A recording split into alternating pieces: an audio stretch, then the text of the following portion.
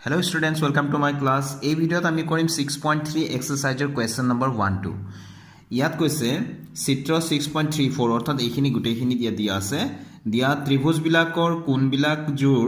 সদৃশ উল্লেখ কৰা এজোৰ কৈ দিয়া আছে এটো 1 নম্বৰত এই দুটা দিয়া আছে 2 নম্বৰত এই দুটা গতিকে ইয়াত কৈছে কোণবিলাক জোৰ সদৃশ উল্লেখ কৰা সদৃশ হয়নে নহয় এই জোৰা সদৃশ হয়নে নহয় এই জোৰা সদৃশ হয়নে নহয় হেবিলা উল্লেখ কৰিব কৈছে উত্তৰটো দিয়াৰ ক্ষেত্ৰত কি সাদৃশ্য শর্ত ব্যবহার করিলা লিখা তো সাদৃশ্য শর্ত আমি যিবিলাক জানো যে কোন কোন কোন বা কোন কোন সাদৃশ্যতা আৰু তোমাৰ বাহু কোন বাহু সাদৃশ্যতা বাহু বাহু বাহু সাদৃশ্যতা এনেকুৱা ধৰণৰ সাদৃশ্য শৰ্ত আছে গতিকে সেই শৰ্তবিলাকৰ ভিতৰত কোনটো শৰ্ত ব্যৱহাৰ কৰা গল হেতু লিখিব কৈছে আৰু সদৃশ হোৱা ত্ৰিভুজবিলাক প্ৰতীকেৰে প্ৰকাশ কৰা বুলি কৈছে ঠিক আছে তো আমি কৰো আহা পথাপত একেবাৰে সহজ এটা এক নম্বৰটো মই লিখি লৈছো ইয়াতে চিত্ৰ দুটা আঁকিও লৈছো যাতে আমি সাদৃশ্যতাৰ শৰ্তকেটা যাতে আমি সম্পূৰ্ণৰূপে ইয়াতে ক্লিয়াৰ কৰি ল'ব পাৰো তেনেকৈ আমি কৰি যাম ঠিক আছে যাতে সম্পূৰ্ণৰূপে বুজি পাওঁ তো ত্ৰিভুজ ABC এয়া কোণবিলাক দিয়া আছে 60 80 60 এ কোণটো দিয়া আছে 60 ডিগ্ৰী বি কোণ দিয়া আছে 80 ডিগ্ৰী আৰু সি এংগলটো দিয়া আছে 40 ডিগ্ৰী ইয়াত সেই ধৰণে 60 80 40 এতিয়া ত্ৰিভুজ ABC আৰু ত্ৰিভুজ PQR এই দুটা ত্ৰিভুজ আমি তুলনা কৰিম তো ABC আৰু PQR A কোণ ইকুৱেল কাৰ লগত সমান আছে A কোণটো 60 ইয়াতে P কোণটো 60 গতিকে P কোণৰ সৈতে সমান ঠিক হেৰণে B কোণটো আছে Q কোণৰ সৈতে সমান আৰু C কোণটো আছে R কোণৰ সৈতে সমান গতিকে এটা ত্ৰিভুজৰ তিনিটা কোণ আন এটা ত্ৰিভুজৰ তিনিটা কোণৰ সৈতে সমান হৈছে গতিকে এই দুটা ত্ৰিভুজ আমি কি এতেকে আমি ইয়াত লিখি দিব পাৰো ত্ৰিভুজ ABC এই চিনটোৰে সদৃশ বুজায় সদৃশ ত্ৰিভুজ PQR কি শৰ্তমতে কোণ কোণ কোণ বা আমি A লিখি দিলে হৈ যায় A শর্তমতে তিনিটা এটা ত্ৰিভুজৰ তিনিটা কোণ আন এটা ত্ৰিভুজৰ তিনিটা কোণৰ সৈতে সমান হলে ত্ৰিভুজ দুটা আমি সদৃশ বুলি ক'ব পাৰো ঠিক আছে তো আশা কৰো কোণ কোণ কোণ শৰ্ত নিশ্চয় বুজি পাইছা এতিয়া আমি নেক্সট কোৱেশ্চনলৈ আগবঢ়ো ইয়াত দিয়া আছে এতিয়া ABC ত্ৰিভুজৰ AB বাহুৰ মাপ 2 বুলি দিয়া আছে 2 একক BC 2.5 CA 3 ঠিক হেৰণে PQR PQ 6 QR 4 আৰু ইফালে RP বা PR এটো 5 দিয়া আছে এতিয়া আমি যে ত্ৰিভুজ ABC আৰু ত্ৰিভুজ PQR ত্ৰিভুজ ABC ৰ বাহুকেটা AB BC CA গুটেকেটা মই লবত লিখি লৈছো আৰু ত্ৰিভুজ PQR ৰ বাহুকেটা মই হৰত লিখি লৈছো ঠিক আছে হৰত এতিয়া AB ৰ লগত QR টোৱে কিয় মিলাই লৈছো অকমান আন্দাজটো নিজেও কৰি ল'ব লাগিব যে AB by QR কৰিলে 2/4 হয় যেটো নেকি আমি হাফ পাও বা QR by AB কৰিলে আমি 4/2 হয় যেটো 2 পাও একে ধৰণে BC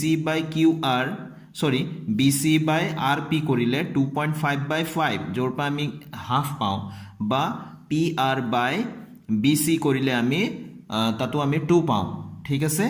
তো আমি সেই ধৰণে CA by PQ কৰিলো এটো CA by PQ তো 3/6 হল ইয়াৰ পৰা আমি হাফ পাও মানে 2 গুণ 2 2 গুণ 4 গুটেকেটা আমি সমান পাও এই ধৰণে নিজে অকমান আইডিয়াটো কৰি ল'ব লাগিব ওপৰৰ পৰা যদি আমি দশমিকটো উঠাই দিও এটো 25/50 হ'ব তো 25 গুণ 25 25 গুণ 50 তো হাফ হল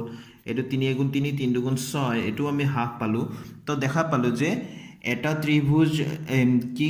এজোৰ ত্ৰিভুজৰ অনুৰূপ বাহুবিলাকৰ অনুপাত তো AB ৰ লগত অনুৰূপটো আমি QR বুলি ধৰি লৈছো BC ৰ লগত সেই ধৰণে RP টো মিলি গৈছে আৰু CA ৰ লগত PQ টো মিলি গৈছে গতিকে আমি দেখা পালো যে অনুৰূপ বাহুৰ অনুপাত বিলাক এটা ত্ৰিভুজৰ AB বাহু লৈছো আনটো ত্ৰিভুজৰ QR টো লৈছো তো AB by QR হাফ পালো সেই কে ধৰণে ABC ত্ৰিভুজৰ BC আৰু আনটো ত্ৰিভুজৰ RP এটো আমি হাফ পালো CA by PQ এটো হাফ পালো তো অনুৰূপ বাহুৰ অনুপাত বিলাক কি দেখা পাইছো সমান পাইছো এতেকে AB by QR BC by RP আৰু CA by PQ গুটেকেটা সমান যদি এনেকুৱা হয় তেনেহলে ত্ৰিভুজ ABC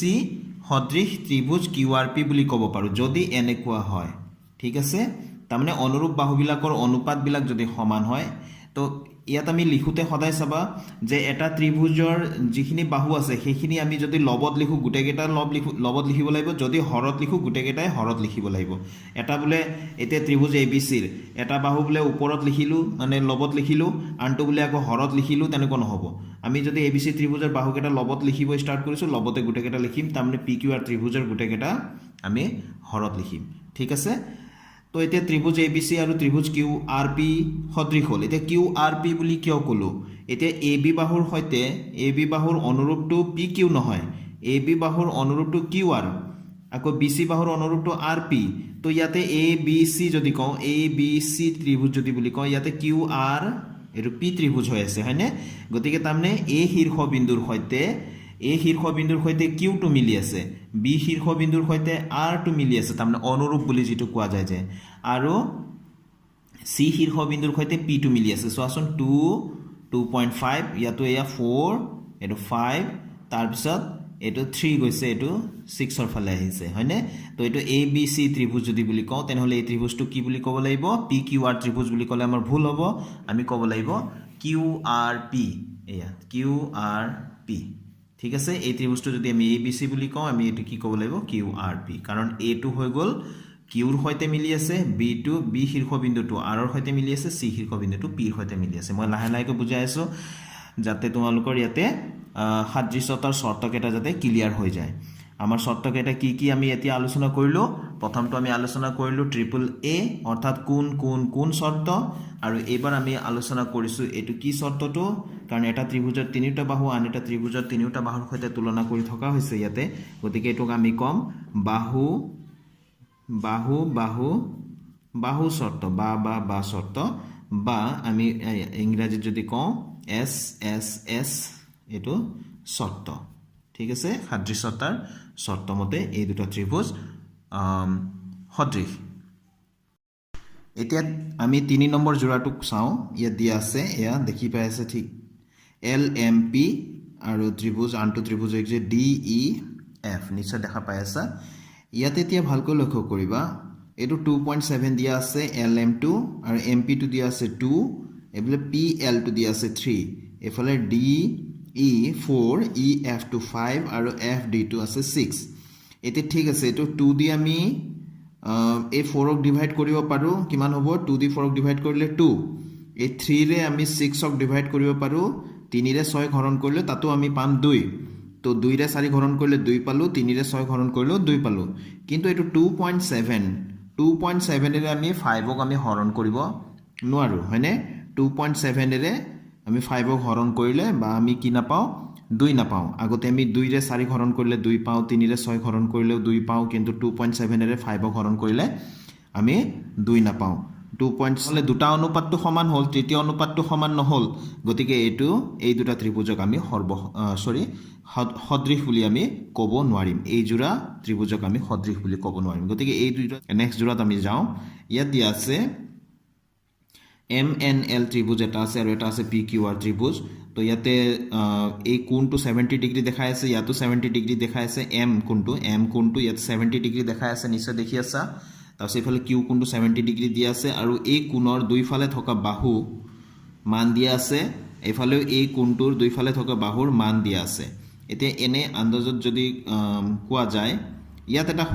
শুধৰণি তোমালোকে কৰি লবা তোমালোকৰ কিতাপতো যদি এই বাহুটো PQ বাহুটোৰ মান যদি 6 আছে তেনেহলে ইয়াক এটা কাৰেকচন কৰি লবা এটো প্ৰিন্টিং মিস্টেক হৈছে ইয়াতে প্ৰিন্টিং মিস্টেকটো এটো হ'ব লাগিছিল আসলে 5 তোমালোকে এটো 5 কৰি দিবা ঠিক আছে ইয়াত যদি 6 আছে তোমালোকে কি কৰি পেলাবা 5 এতিয়া আমি চাও MN by PQ মানে 2.5 by 5 ইকুয়াল টু আমাৰ হাফ পাম 1/2 একেদৰে ML by QR মানে 5/10 হলেও আমি হাফ পাই আছো আৰু মাজৰ কোণ দুটাও সমান হৈ আছে গতিকে এটোক আমি কি ধৰণে লিখো চাও আহাচোন তো তেনেহলে মই চিত্ৰ দুটা আঁকি ললো যেনেকৈ দিয়া আছে তেনেকৈ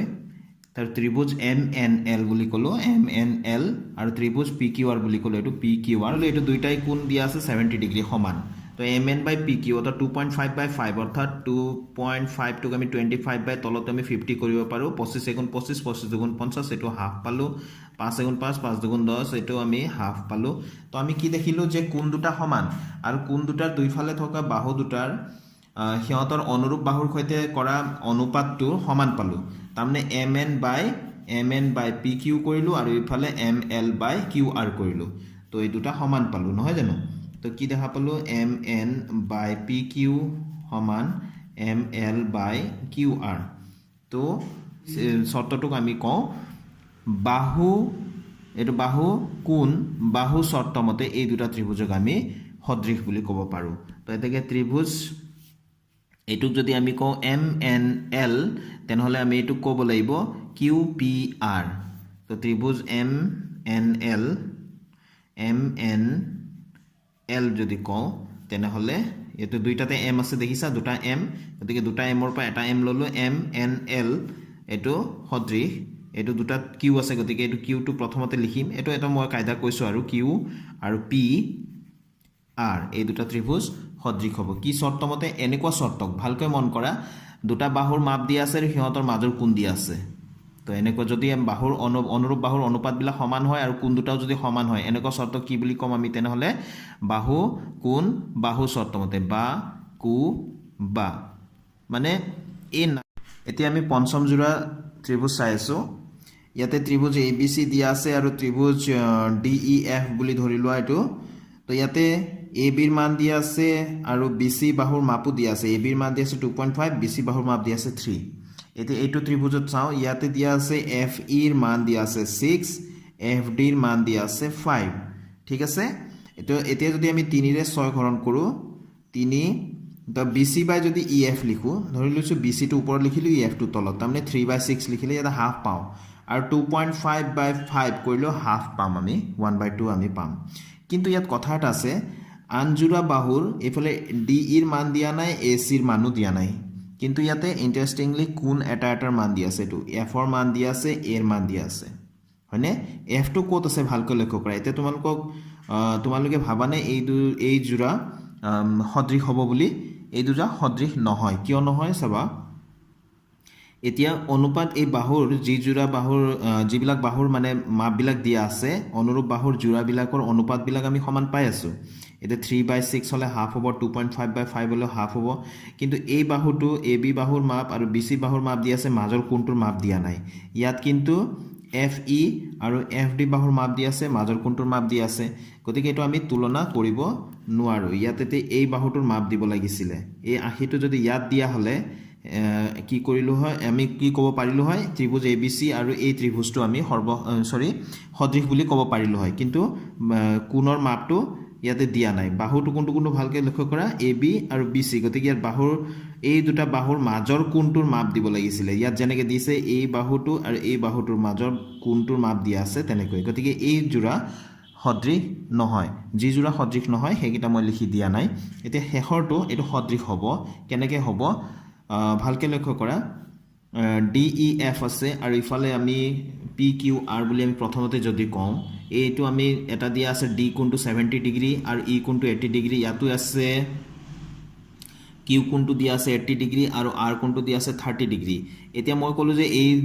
এই জোড়া ত্ৰিভুজ সদৃশ হ'ব কেনেকৈ হ'ব এতিয়া মই তোমালোকক কৰি দেখাম তো এতিয়া আমি চিত্ৰটো আঁকি ললো যেনিবা DEF আৰু ইফালে PQR তো এটা ত্ৰিভুজৰ দুটা কোণৰ মাপ দিয়া থাকিলে তৃতীয় কোণৰ মাপটো আমি সহজতে উলিয়াব পাৰো কেনেকৈ যেহেতু এটা ত্ৰিভুজৰ তিনিটা কোণৰ মাপৰ সমষ্টি 180 ডিগ্ৰী হয় তো দুটা কোণৰ মাপ দিয়া আছে মানে তৃতীয় কোণৰ মাপটো আমি ইনডাইৰেক্টলি আমি গম পাই আছো এতিয়া ইয়াতে কিমান হয় এই দুটা কোণ যোগ কৰা কিমান হ'ব 70 আৰু 80 যোগ কৰিলে 150 হয় তো এই তৃতীয় কোণটোৰ মাপ কিমান হ'ব যেটো 180 আছিল তিনিটা কোণৰ যোগফল সদায় 180 ডিগ্ৰী যদি দুটা কোণৰ মাপ দিয়া থাকে তেনেহলে এই 180 ডিগ্ৰীৰ পৰা এই বাকি দুটা কোণ যোগ কৰি টোটাল কৰি পেলাই মাইনাস কৰি দিব লাগে তো টোটাল কৰিলে আমি কিমান পালো 150 তো 180 ৰ পৰা 150 বিয়োগ কৰিলে আমি কিমান পাও এটো 30 ডিগ্ৰী ঠিক আছে তো এতিয়া ইয়াত দেখা পাই আছো এটা ত্ৰিভুজৰ তিনিটা কোণৰ মানটো আনটো ত্ৰিভুজৰ তিনিটা কোণৰ মাপৰ সৈতে আমি তুলনা কৰিব পাৰো কমসে কম দুটা কোণ মিলিলেই কিন্তু আমি সদৃশ বুলি ক'ব পাৰো আমি এক নম্বৰ কোৱেশ্যনত এটা ত্ৰিভুজৰ তিনিটা কোণৰ মানটো আনটো ত্ৰিভুজৰ তিনিটা কোণৰ মাপৰ সৈতে সমান বুলি আমি দেখাইছিলো নহয় জানো দিছিলে আমি তেনেকৈ দেখাব পাৰিছিলো কিন্তু ইয়াত আমি যেহেতু দুটা কোণৰ মান আমি সমান পালো এটো সোৱা ই কোণৰ মান আৰু কিউ কোণৰ মান আহি আছে এফ কোণৰ মান আৰু আৰ কোণৰ মান কিমান আছে 30 তেনেহলে তৃতীয় জোড়া আমি কম্পেয়াৰ নকৰিলে হল তৃতীয় জোড়া আমি তুলনা নকৰিলে হল তো ইয়াতে যদি আমি উলিয়াই দিব বিচাৰো আমি উলিয়াই দিব পাৰো এই কোণৰ মাপ কিমান হ'ব এটো 80 এটো 30 তেনেহলে এটো কিমান হ'ব তেনেহলে নিশ্চয় 70 ডিগ্ৰী হ'ব হয়নে যদি আমি কওঁ শৰ্টকাটত যে এটা ত্ৰিভুজৰ যিকোনো দুটা কোণৰ মান যদি আনটো ত্ৰিভুজৰ যিকোনো দুটা কোণৰ মাপৰ সৈতে সমান হয় তেনেহ'লে এ শৰ্তমতে ত্ৰিভুজ দুটা সদৃশ হ'ব এতিয়া যদি কওঁ ত্ৰিভুজ ডি ই এফৰ ডি কোণৰ মানটো আমি সমান কিমান পালো পি কোণৰ মানৰ সৈতে সমান ঠিক আছে আকৌ ইয়াতে ই কোণৰ মাপটো আমি কিমান পালো কিউ কোণৰ মাপৰ সৈতে ঠিক আছে এটো 70 এটো 70 এটো 80 এটো 80 তো তৃতীয় জোড়া আমি কি তুলনা নকৰিলেও হ'ল মই আগতে কৈছো আকৌ কৈছো তৃতীয় জোড়া আমি তুলনা নকৰিলেও হ'ল দুজোড়া আমি যদি সমান বুলি দেখাব পাৰো তেনেহলে আমি ডাইৰেক্ট আমি লিখি দিলে হ'ল ডি ই এফ ত্ৰিভুজ এতেকে ত্ৰিভুজ ডি ই এফ সদৃশ ত্ৰিভুজ পি কিউ আর হ'ব কি শর্তমতে এটো আমি তিনিটা এ নিলিখি প্লাই দুটা এ লিখিলে হ'ল এ বা কোন কোন শর্তমতে এ শর্তমতে এ মানে কি কোন দুটা কোণ এটা ত্ৰিভুজৰ দুটা কোণ আনটো ত্ৰিভুজৰ দুটা কোণৰ সৈতে সমান হলে আমি সদৃশ বুলি ক'ব পাৰো তো একেটা আছিল সাদৃশ্যতাৰ শৰ্তকেটা আমি কোৱেশ্চন নম্বৰ 1 2 কৰোতে ইয়াতে বুজি ললো নিশ্চয় তোমালোকে বুজি পাইছা মই অকমান বহলাই আলোচনা কৰাৰ কাৰণটো এইটো যাতে পিছৰ কোৱেশ্চন কেটা যাতে আলোচনা কৰোতে তোমালোকে সাদৃশ্যতাৰ শৰ্তকেটা যাতে ভালকে বুজি পাই থাকা তেতিয়া হলে বাকি সেই কোৱেশ্চন কেটা কৰোতে সুবিধা হ'ব ঠিক আছে তো আজিৰ ভিডিওটো মই এটা সামৰি ষ্টুডেন্টস নিশ্চয় তোমালোকে এইবিলাক বুজি পাইছা আশা কৰো তোমালোকে এইবিলাক ফলো কৰিবা তো নেক্সট ভিডিওত আকৌ লগ পাম নতুন কোৱেশ্চনৰ সলিউশনৰ সৈতে thank you students keep watching my channel